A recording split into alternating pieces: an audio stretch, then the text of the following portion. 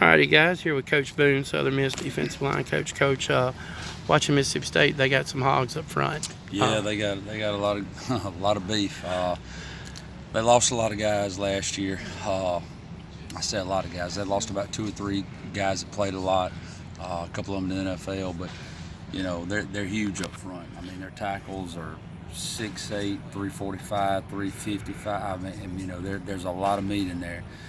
They got one of the best centers I've ever seen on tape. He got a little banged up, I think last week against Lafayette, but he's only gave up 1 sack, if I'm not mistaken, is what my understanding. So they got a very, very talented and very big and physical offensive line to state. What do you guys have to do as a defensive front? Because, you know, you guys do have a little bit of size, depth up front.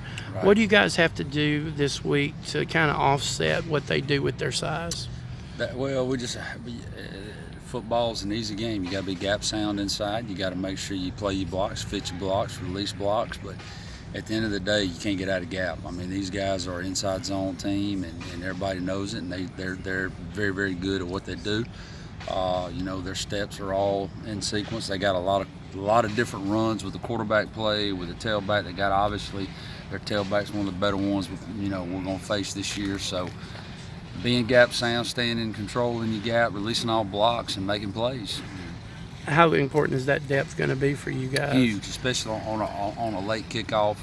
You know, I say late, it's 2:30, but you know it's going to be hot. I mean, we know it's going to be hot. Our players know it's going to be hot. So, you know, you got to do a great job of rotating your front, not only the front, but the whole secondary and linebackers. And you know, a lot of our guys play on kicking teams. So, you know, you got to do a great job of subbing in the guys when needed.